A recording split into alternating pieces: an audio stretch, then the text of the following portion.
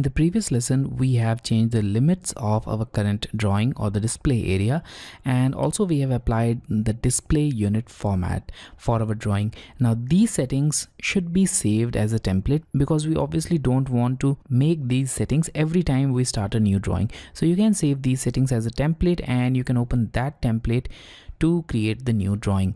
So in order to save this current setting as a template, go to this application button and now go to save as and select drawing template option.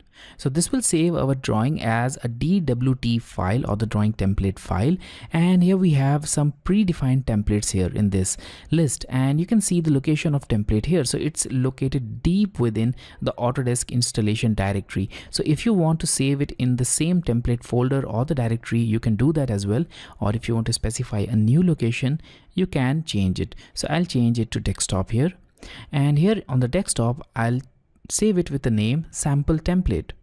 And now you'll notice here that the file is now saved as a DWT file or the file with DWT extension. Now click on save and click on OK. Here we don't need to specify any description.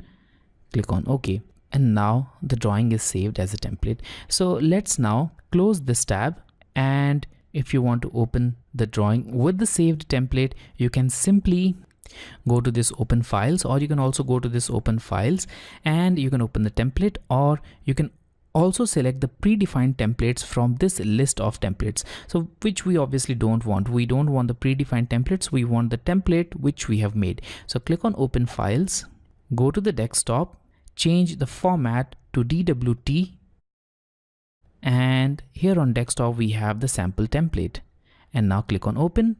And we have the template here. Now you can start making a drawing here, and all the previous settings are completely restored in this template.